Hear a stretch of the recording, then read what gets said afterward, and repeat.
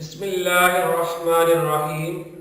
I am Muhammad Naeem Saqib, Subject Specialist Biology at DPS and College Sahiba. I welcome to all students in online DPS classes. Let's start our today's topic.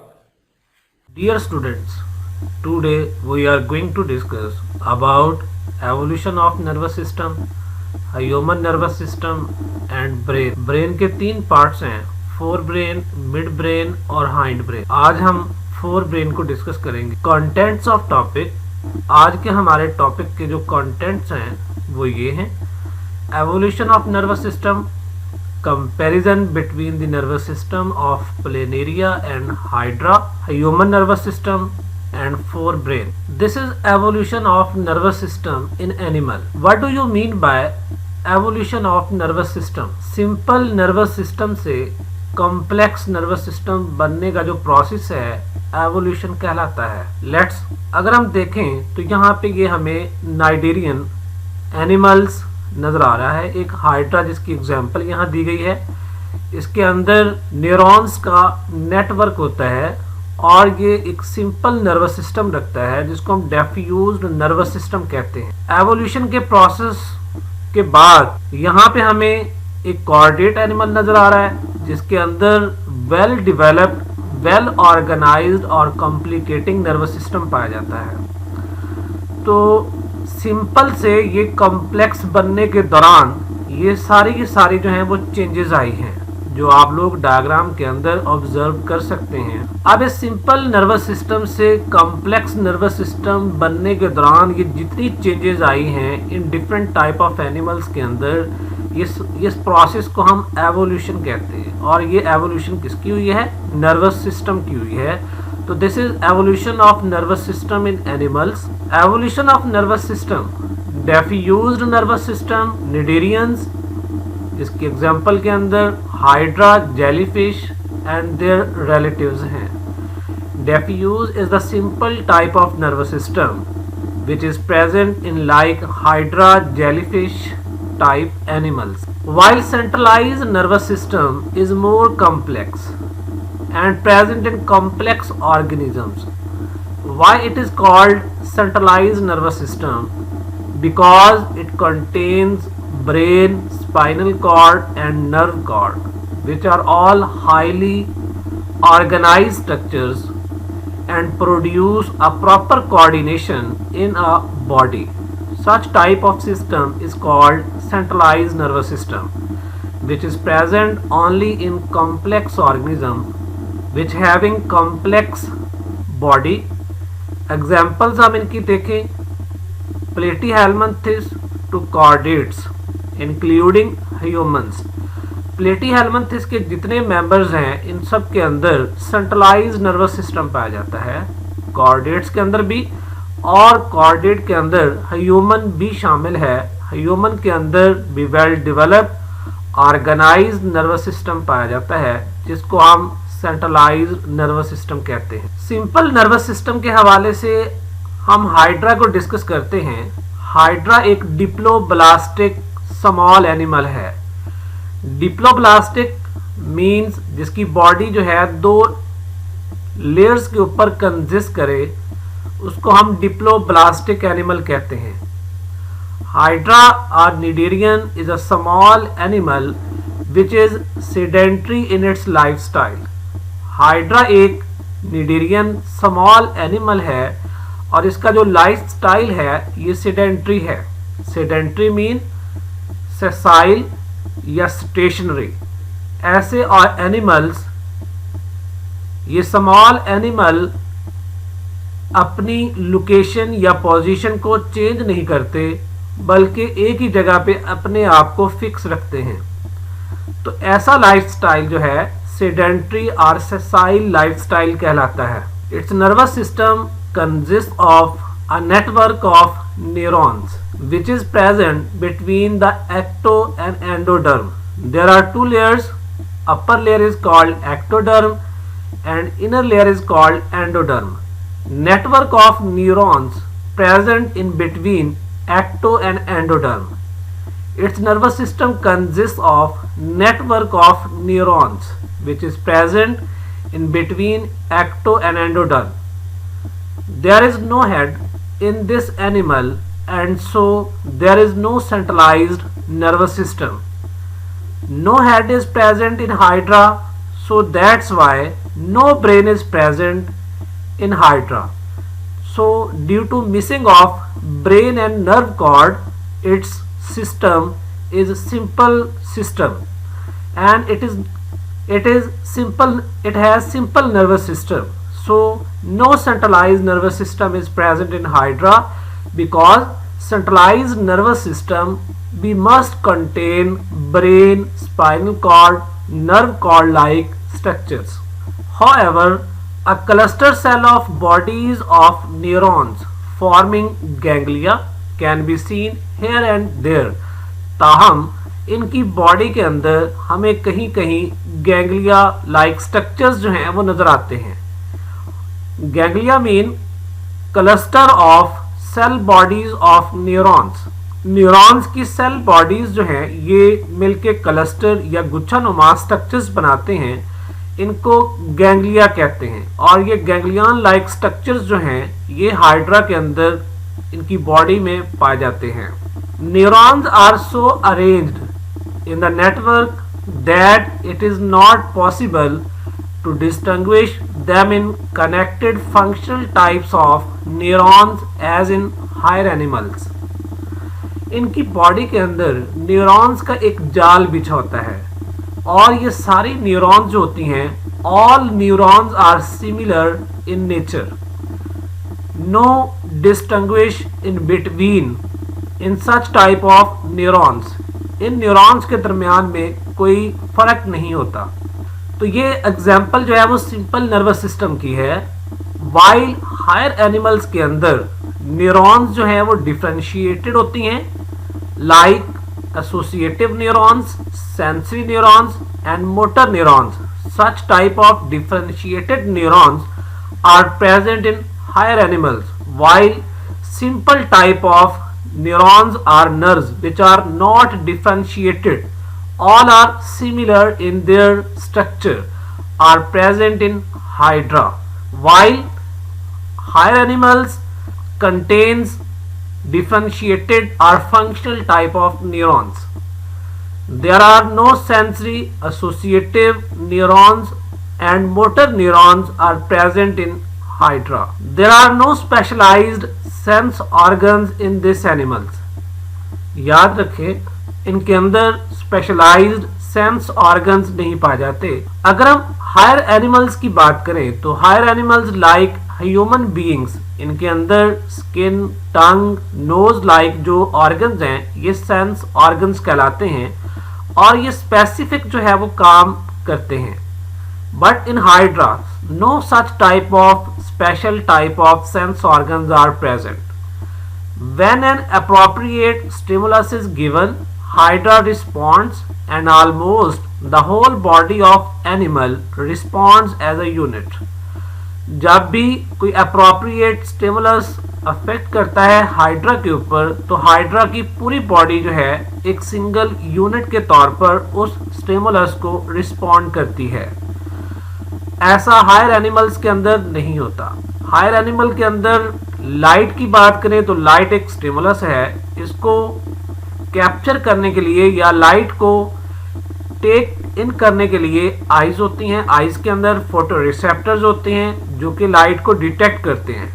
While hydra के अंदर ऐसे कोई special type के sense organs नहीं पाए जाते. तो जब भी कोई स्टिमुलस जो है, एनी स्टिमुलस, कोई भी स्टिमुलस जो है हाइड्रा की बॉडी पे अफेक्ट करेगा, तो हाइड्रा की पूरी बॉडी जो है उसको रिस्पॉन्ड करेगी as a unit. The tentacles are more responsive and react to the stimulus instantaneous. इनके टेंटिकल जो होते हैं ये बहुत रिस्पॉन्सिव और रैपिड रिस्पॉन्स जो है वो प्रोवाइड करते हैं. इसकी वजह यह है कि इन टेंटिकल्स के अंदर न्यूरॉन्स की तादाद ज़्यादा होती है. सो ये टेंटिकल्स ज़्यादा बेहतर या रैपिड जो है रिस्पॉन्स जनरेट करते हैं toward stimulus.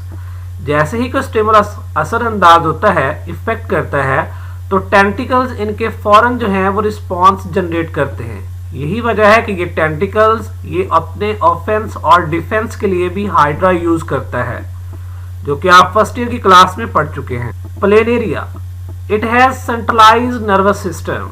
The nervous system of planaria is better developed as compared with that of hydra.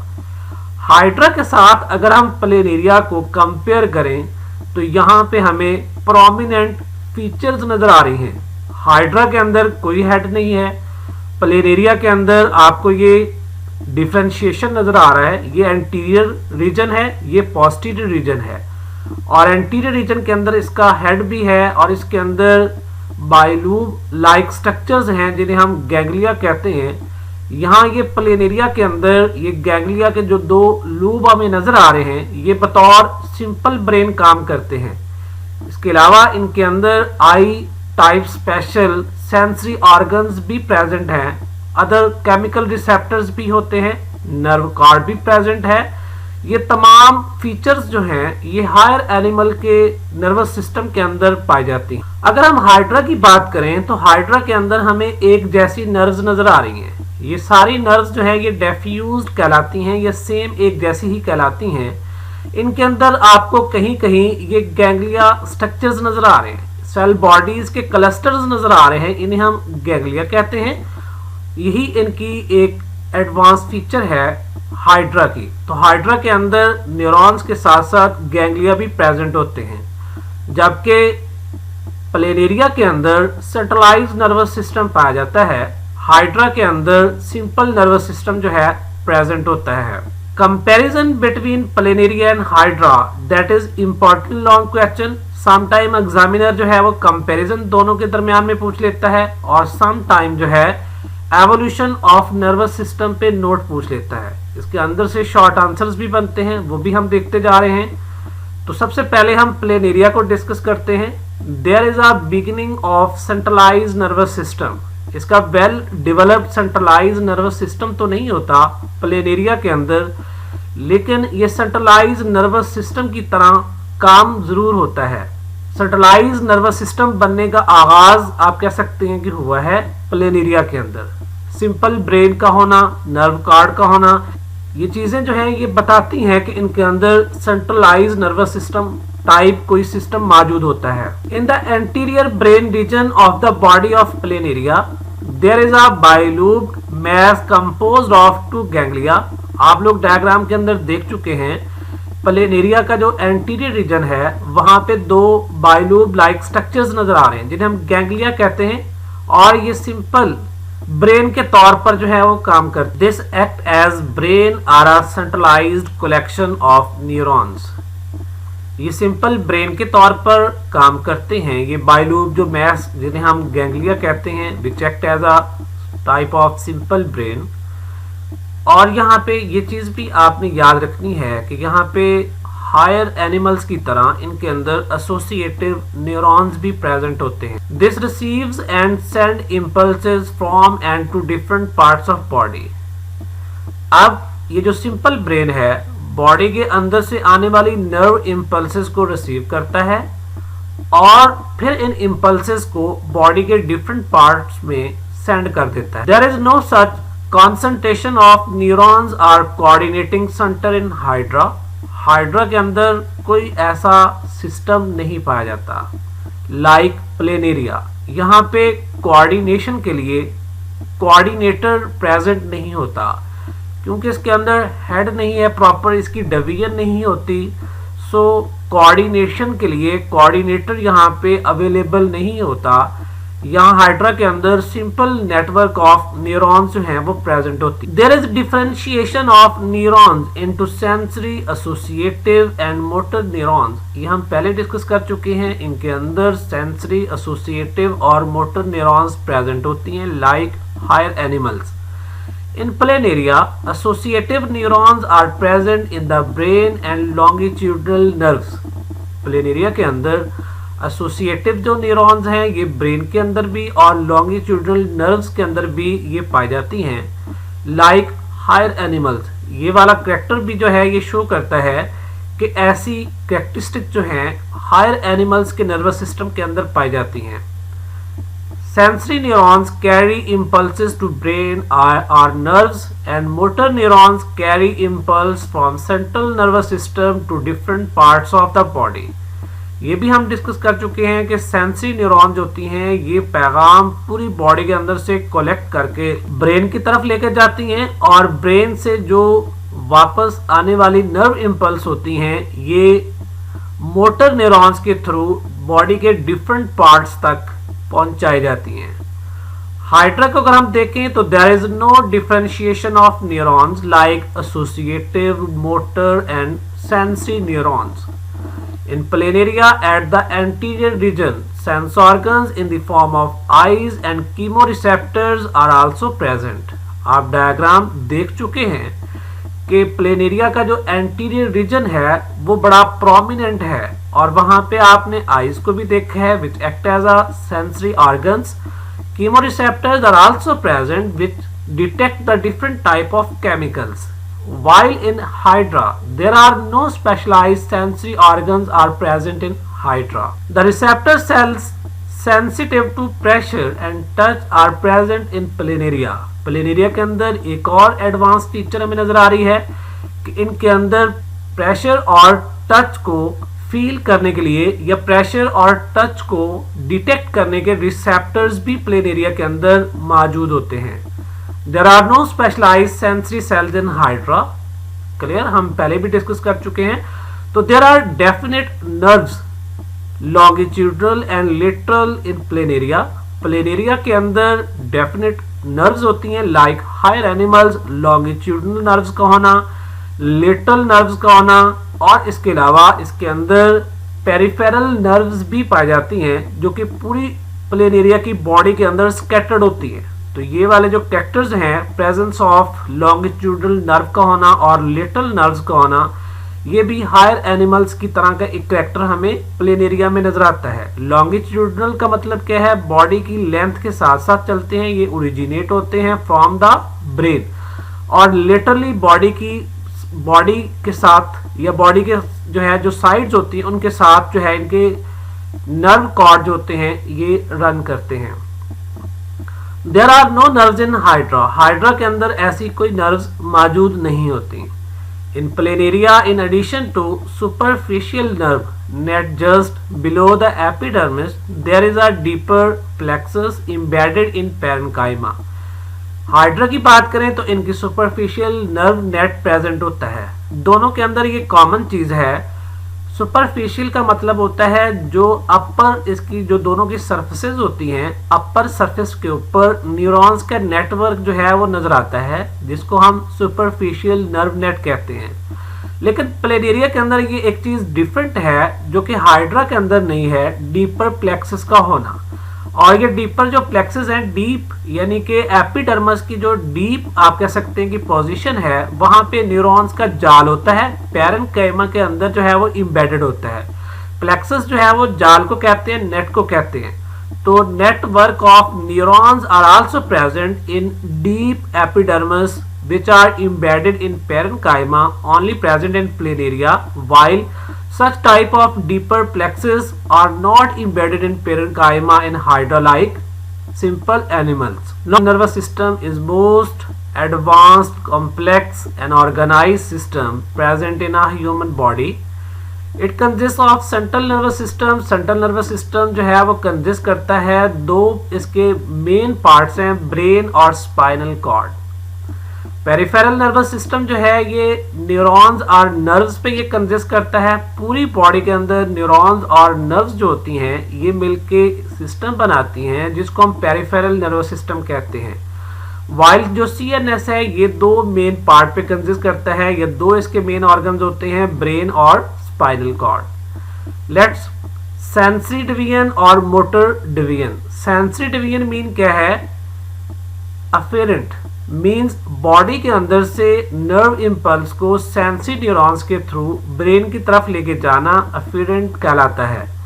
और मोटर डिवीजन के अंदर अफेरेंट देख रहे हैं, ई से है, E means exit, it means कि ब्रेन से जो नर्व इम्पल्सेस होती हैं ये मोटर न्यूरॉन्स के थ्रू वहां से एग्जिट करती हैं और बॉडी की तरफ लेके आती हैं ये मोटर न्यूरॉन्स। इसके बाद जो है वो मोटर डिवीजन को फर्दर जो है वो दो पार्ट्स के अंदर डिवाइड किया गया है, ऑटोनॉमिक नर्वस सिस्टम के अंदर और सोमैटिक नर्वस सिस्टम के अंदर। ऑटोनॉमिक नर्वस सिस्टम जो है ये इनवॉलेंट्री जो है एक्शंस को कंट्रोल करता है और ये वॉलेंट्री एक्शन को कंट्रोल करता है somatic nervous system.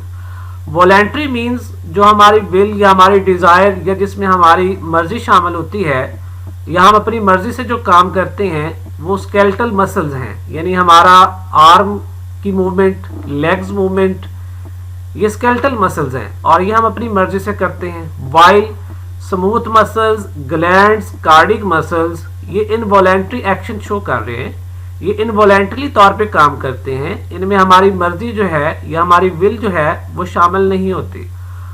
Autonomic nervous system को फर्दर दो हिस्सों में डिवाइड किया गया है, एक को सिंपैथेटिक नर्वस सिस्टम कहते हैं, दूसरा जो है वो पैरासिम्पैथेटिक डिवीजन कहलाता है। सिंपैथेटिक नर्वस सिस्टम जो है ये डील करता है इमरजेंसी सिचुएशन को और इसने डिसाइड करना होता है ड्यूरिंग इमरजेंसी कंडीशन फाइट करनी है या फिर फ्लाइट करनी है। और जब इमरजेंसी कंडीशंस जो हैं वो ओवर हो जाती हैं तो उसके बाद सिस्टम को दोबारा से नॉर्मलाइज किया जाता है और वो पैरासिम्पैथेटिक नर्वस सिस्टम करता है।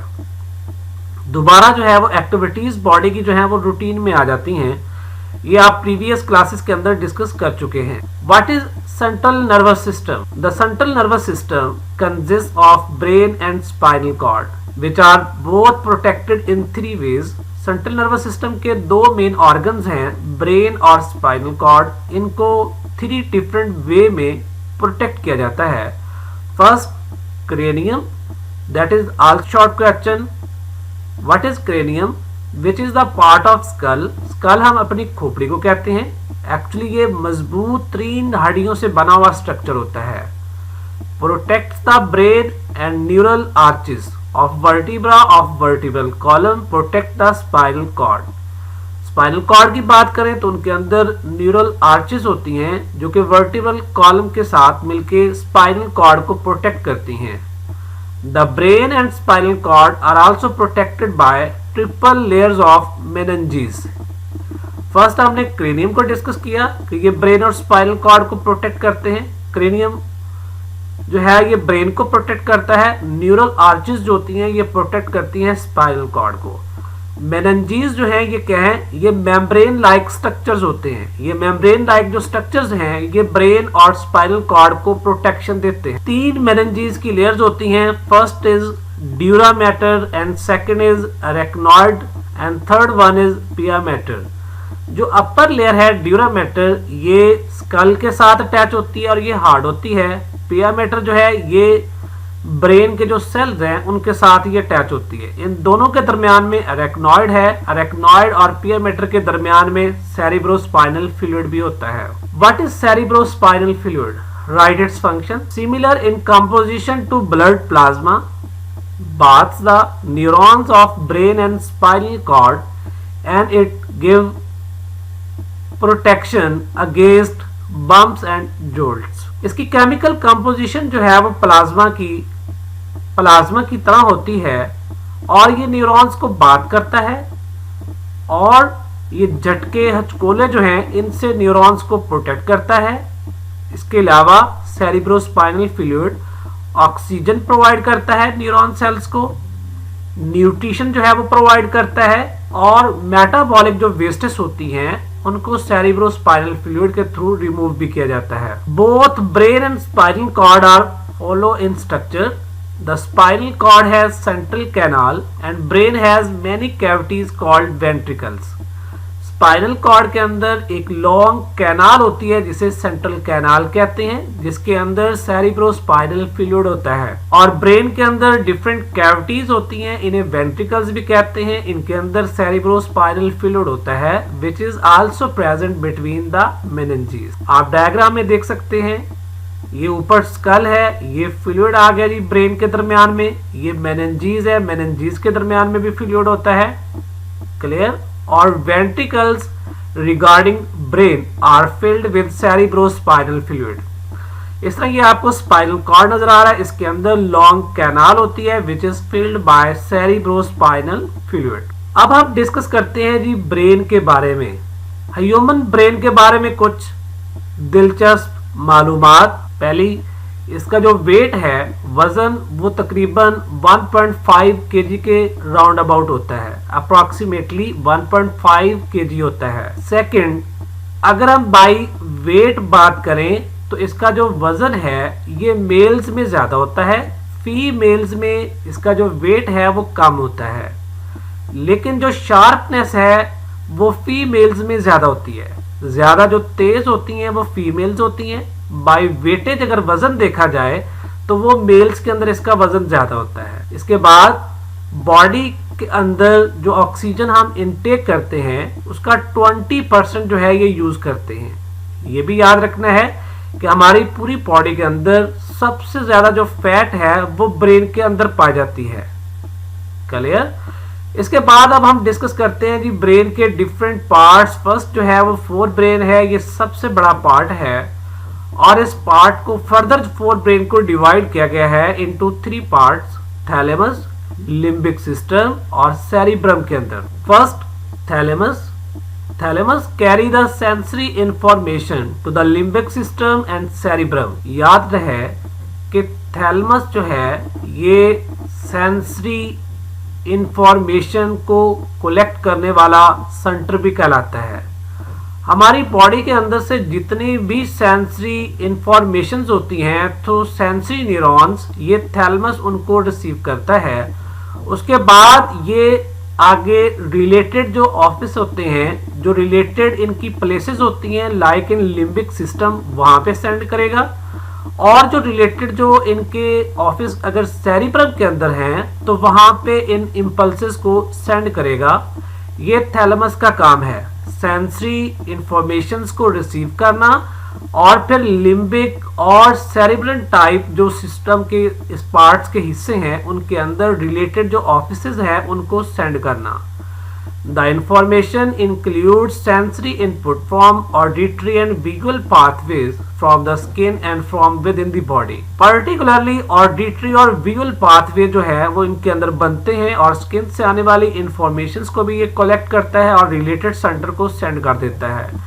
डायग्राम में आप देख सकते हैं कि सबसे ऊपर वाला जो कन्वोल्यूटेड पोर्शन है ये सेरिब्रम कहलाता है, इसके नीचे थैलेमस आपको नजर आ रहा है और इसके नीचे फिर हाइपोथैलेमस है। तो थैलेमस का नाम जब भी आएगा तो फौरन आपके ज़हन में ये बात आ जानी चाहिए कि ये सेंसरी इंफॉर्मेशंस को रिसीव करने वाला सेंटर है। What is limbic system?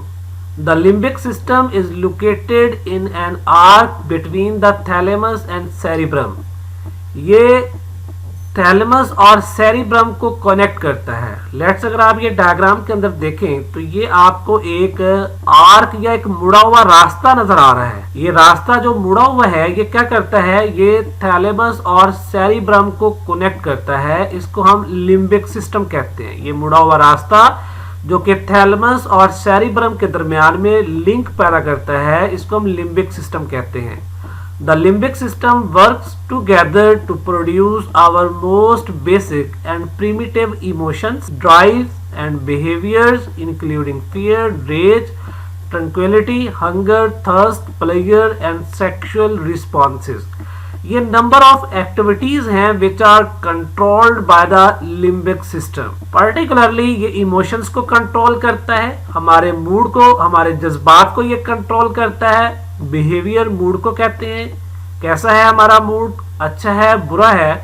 ये गुस्से को कंट्रोल करता है, खौफ को कंट्रोल करता है। ट्रंक्विलिटी मीन क्या है, सेंस ऑफ पीस को कहते हैं, जब हम सुकून या रेस्टिंग कंडीशन में होते हैं।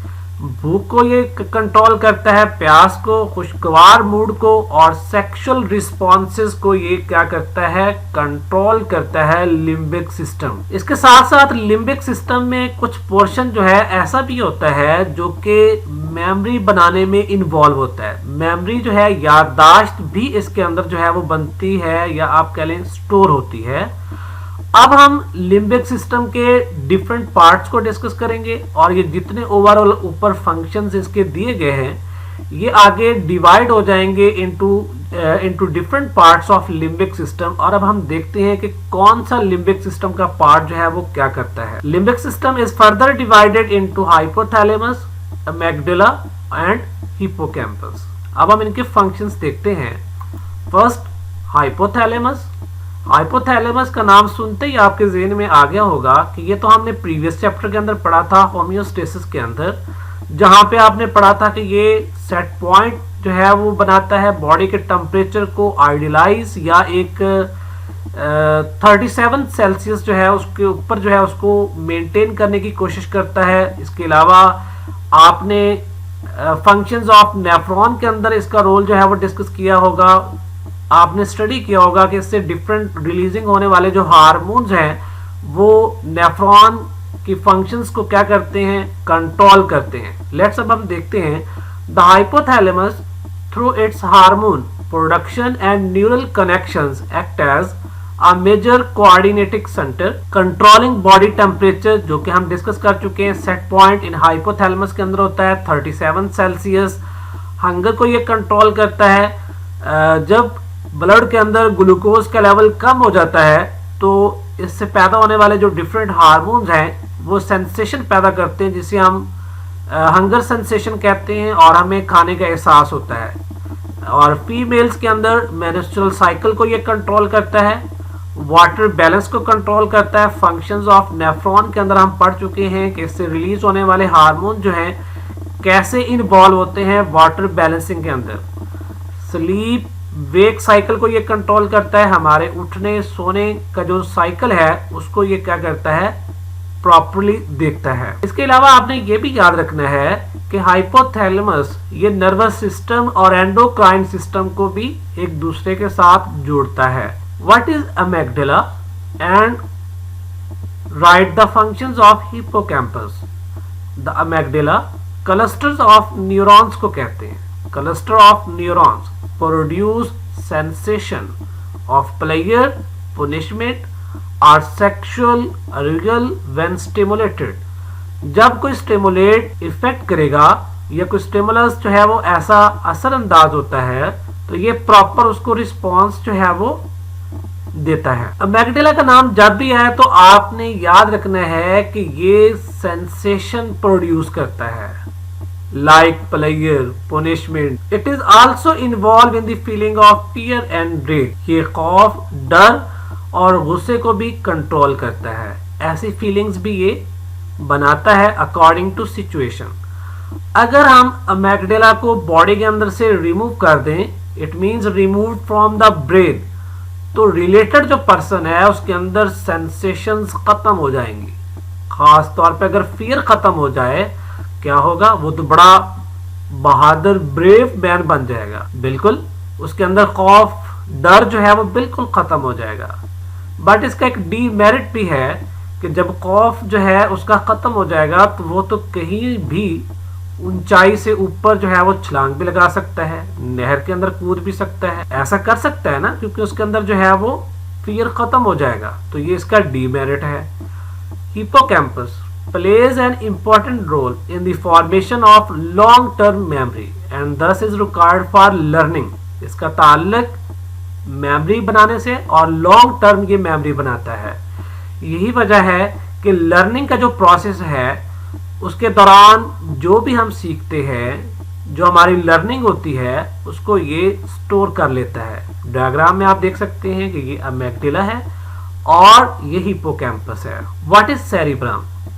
Cerebrum is the largest part of the brain and is divided into two half called cerebral hemisphere. Hemi का मतलब हाफ होता है, स्फीयर सर्कल को कहते हैं। अगर आप सेरिब्रल डायग्राम के अंदर देखें तो आपको इसके दो हाफ नजर आएंगे। ऐसे लगता है कि जैसे ये दो ब्रेन है, एक लेफ्ट सेरिब्रल हेमिस्फीयर है और एक राइट सेरिब्रल हेमिस्फीयर है, और ये दोनों हाफ जो है ये एक दूसरे के साथ कम्युनिकेट करते हैं with each other by means of large bands of exons called corpus callosum. That is also important short question. Left और राइट सेरिब्रल हेमिस्फीयर जो होते हैं ये कॉर्पस कैलोसम के थ्रू जुड़े हुए होते हैं। Tens of billions of neurons are packed into this part. The outer region cerebral cortex. इसके दो रीजन्स होते हैं, बाहर वाला रीजन सेरिब्रल कॉर्टेक्स कहलाता है और इसके अंदर ग्रे मैटर होता है, वाइल जो इनर पार्ट होता है सेरिब्रल हेमिस्फीयर का वो सेरिब्रल मेडुला कहलाता है और उसके अंदर व्हाइट मैटर होता है। ये सेरिब्रल हेमिस्फीयर क्या बनाता है, फोल्डिंग बनाता है, जिन्हें हम कन्वोल्यूशंस कहते हैं। ये क्यों फोल्डिंग बनाता है, क्योंकि इसके अंदर बिलियंस ऑफ न्यूरॉन्स जो हैं वो पैक्ड होती हैं। याद रखना है कि इसके अंदर फोल्डिंग इस तरह हुई होती है कि इसका सरफेस एरिया इंक्रीज हो जाता है, जिसकी वजह से इसमें ज्यादा से ज्यादा जो न्यूरॉन्स होती हैं वो पैक हो जाती है, which greatly increase its surface area. This part receives the sensory information, processes it, stores some in memory for future, directs the voluntary movements and is responsible for the poorly understood processes that we call thinking। जितने बाकी brain के अंदर जो है वो activities look after की जाती हैं उनसे कहीं ज्यादा जो है वो सेरिब्रल हेमिस्फीयर और सेरिब्रम जो है वो कंट्रोल करता है। 80% जो ब्रेन का हिस्सा होता है वो सेरिब्रम पे कंसिस्ट करता है। यही वजह है कि बॉडी के अंदर जो ज्यादातर एक्टिविटीज होती हैं इनको सेरिब्रम जो है वो लुक आफ्टर करता है। बॉडी के अंदर से आने वाली sensory informations nerve impulse form में ये रिसीव करता है, उनको फिर इंटरप्रेट करता है, इंटरप्रिटेशन के बाद फिर उनको मोटर न्यूरॉन्स के थ्रू जो है वो इफेक्टर को सेंड करता है, मेमोरी बनाता है, वॉलेंटरी मूवमेंट्स को कंट्रोल करता है, इसके अलावा याददाश्त भी ये बनाता है। सेरिब्रल जो है ये काफी सारी हमारी बॉडी की फंक्शनिंग को सेरिब्रम कंट्रोल करता है। What is cerebral cortex? Contains primary sensory areas where the signals originating in sensory organs such as eyes and ears are received and converted into subjective impressions such as light and sound। याद रहे कि sensory informations जो हैं ये cerebral cortex के अंदर sensory areas में आती हैं। सेरिब्रल कॉर्टेक्स के अंदर आगे 3 एरियाज होते हैं, एक को हम सेंसरी एरिया कहते हैं, एक को मोटर एरिया कहते हैं और एक को एसोसिएटिव एरिया कहते हैं। जो सेंसरी ऑर्गन से आने वाली इंपल्सेस होती हैं, नर्व इंपल्स, वो ये एरिया रिसीव करता है, सेंसरी एरिया ये इनको डील करता है। लाइक ईयर्स अगर है तो इनका काम जो है वो सुनने का है। हमारी जो समात है वो ईयर्स की वजह से होती है और देखने का अमल जो है वो आईज की वजह से है। अब ये देखने और सुनने का प्रोसेस जो है ये कब होता है, जब इंपल्सेस जो हैं वो जाती हैं और इन सेंसरी एरियाज में उनको इंटरप्रेट किया जाता है, तो उसको हम कहते हैं सब्जेक्टिव इंप्रेशन देना, यानी कि सुनने और देखने के काबिल होना। अगर वेव्स हमारा कान जो है वो रिसेप्टर रिसीव भी कर ले, बट ये इंपल्सेस जो है वो सेरिब्रल कॉर्टेक्स के सेंसरी एरियाज तक अगर ये नहीं पहुंचती तो हम सुनने के काबिल नहीं होंगे। इसी तरह हम देखने के काबिल भी नहीं हो सकते जितनी देर तक जो है वो नर्व इंपल्स जो है इन सेंसरी एरियाज में नहीं आएगी, उतनी देर तक उनको सब्जेक्टिव इंप्रेशंस यानी कि हम ना देखने के काबिल हो सकते हैं ना सुनने के काबिल हो। Near by association areas interpret this information. काफी सारी अदर इंफॉर्मेशन और भी होती हैं जो कि सेंसरी एरियाज के सब ऑफिस, जो फर्दर आगे दफातर, जो छोटे दफातर हैं उनमें जो बैठे क्लरिकल स्टाफ है वो उनको डील करता है और उनको इंटरप्रेट करता है। This area is also involved in speech and also receives and interprets sensation of touch from all the part of body। जो हम बात करते हैं, स्पीच करते हैं, इसको भी ये कंट्रोल करता है। अगर इसमें कोई खलल आ जाए, कोई डिस्टरबेंस आ जाए तो हम बात नहीं करेंगे, स्पीच नहीं कर पाते। इसी तरह बॉडी के अंदर से अदर सेंसरी इंफॉर्मेशंस लाइक जो टच है इसको भी इंटरप्रेट करता है।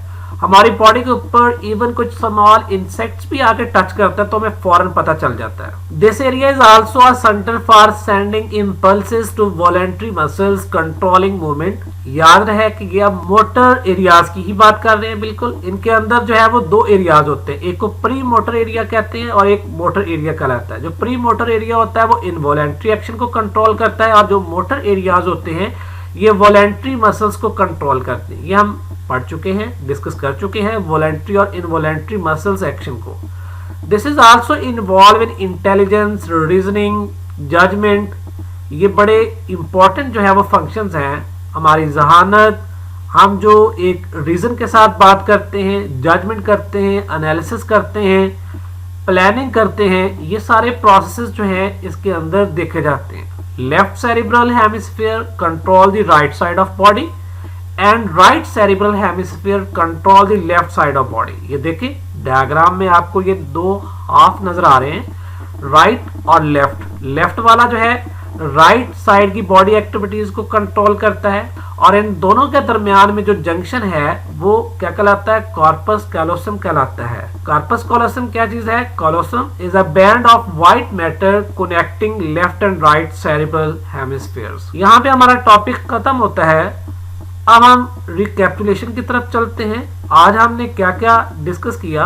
एवोल्यूशन ऑफ नर्वस सिस्टम हमने डिस्कस किया। हमने देखा कि सिंपल ऑर्गेनिज्म से कैसे कॉम्प्लेक्स ऑर्गेनिज्म के अंदर एवोल्यूशन हुई नर्वस सिस्टम की, सिंपल नर्वस सिस्टम से कैसे कॉम्प्लेक्स नर्वस सिस्टम बना, आप लोग डायग्राम के अंदर देख चुके हैं। फिर हमने कंपैरिजन देखा नर्वस सिस्टम ऑफ प्लेनेरिया और हाइड्रा के दरमियान में। प्लेनेरिया के अंदर सेंट्रलाइज नर्वस सिस्टम होता है, हाइड्रा के अंदर डिफ्यूज नर्वस सिस्टम होता है।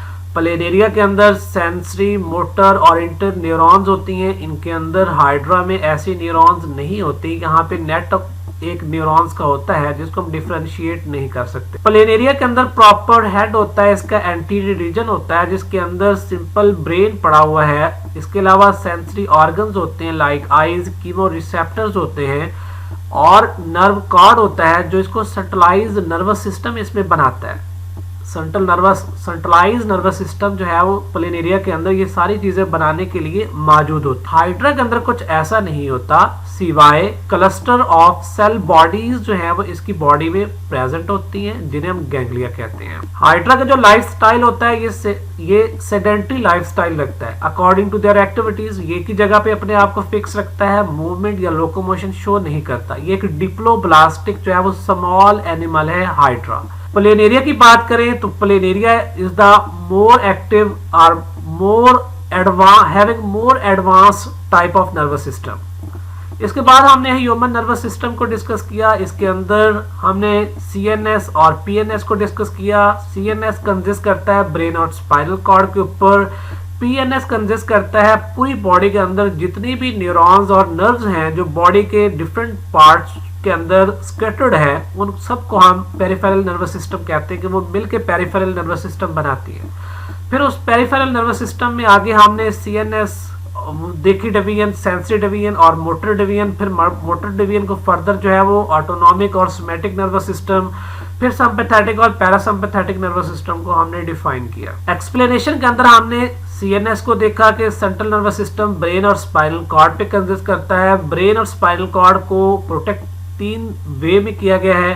पहला वे क्रेनियम है जो कि ब्रेन को प्रोटेक्ट करता है। दूसरा वे हमने देखा कि जो स्पाइनल कॉर्ड है उसमें न्यूरल आर्चेज होती हैं जो वर्टिब्रल कॉलम के साथ मिलकर स्पाइनल कॉर्ड को प्रोटेक्ट करती हैं। सेकंड हमने देखा कि ब्रेन और स्पाइनल कॉर्ड जो है इनके बाय 3 लेयर्स होती हैं मेनिंजेस की। और थर्ड वन हमने देखा कि सीएसएफ सेरिब्रोस्पाइनल फ्लूइड होता है जो इनको प्रोटेक्ट करता है। इसके बाद हमने सीएनएस का पहला पार्ट जो ब्रेन है उसको डिस्कस करना स्टार्ट किया। उसमें हमने 4 ब्रेन को डिस्कस किया। 4 ब्रेन जो है वो सबसे बड़ा पार्ट है ब्रेन का, और इसको फर्दर 3 हिस्सों में डिवाइड किया हमने, सेरिब्रम के अंदर और लिम्बिक सिस्टम के अंदर और थैलेमस के अंदर। Cerebrum is the largest part of the 4 brain. Cerebrum को फर्दर हमने कहा कि ये आगे 2 पार्ट में डिवाइड होता है, लेफ्ट सेरिब्रल हेमिस्फीयर और right cerebral hemisphere. Right cerebral hemisphere और लेफ्ट सेरिब्रल हेमिस्फीयर दोनों एक दूसरे के साथ जो कनेक्टेड होते हैं वो कॉर्पस कैलोसम के थ्रू कनेक्टेड होते हैं। सेरिब्रम के अंदर मेजर आप कह लेंगे फंक्शनिंग जो है वो बॉडी की मोस्टली कंट्रोल की जाती है। और इसके अलावा हमने उसमें डिस्कस किया कि इसका जो पार्ट ऊपर वाला है सामने वाला वो कन्वोल्यूटेड होता है, क्योंकि उसके अंदर 10 बिलियन से ज्यादा जो है वो न्यूरॉन्स पैक्ड होती है। अगर वो फोल्डिंग नहीं करेगा तो वो कैसे उनके अंदर इतने न्यूरॉन्स जो है वो पैक हो सकती है। इसके बाद हमने थैलेमस को डिस्कस किया। थैलेमस का मेन फंक्शन क्या है? बॉडी के अंदर से आने वाली जितनी सेंसरी न्यूरॉन्स इंपल्स लेके आती हैं वो उनको रिसीव करता है, और रिलेटेड जो ऑफिसेज होते हैं लिम्बिक सिस्टम के अंदर या सेरिब्रम के अंदर उनको वहां उनकी तरफ सेंड कर देता है। इसके बाद हमने लिम्बिक सिस्टम को डिस्कस किया कि लिम्बिक सिस्टम जो है ये काफ़ी सारी एक्टिविटीज़ को कंट्रोल करता है और उसके अंदर फर्दर हमने अमेगडला को देखा जो कि इमोशंस को कंट्रोल करता है, हिप्पोकैम्पस को देखा जो कि मेमोरी बनाता है और हाइपोथैलेमस को देखा जो कि हमारी प्यास, भूख इनको कंट्रोल करता है। लास्ट पे आप लोगों के लिए एक असाइनमेंट है, इंपॉर्टेंट शॉर्ट क्वेश्चंस हैं, आपने लेक्चर्स के अंदर से ही इनको सर्च आउट करना है या आपके पास टेक्स्ट बुक होगी वहां से आप सर्च करेंगे, इनको याद करना है और राइट करना है। फर्स्ट पे क्या है, get the nervous system of planaria. Second, nervous system of planaria is better developed than hydra discuss. Number 3, what is limbic system? Number 4, how brain is protected? Number 5, write the functions of hypothalamus. Number 6, what is the role of amygdala? Thank you. Allah Hafiz.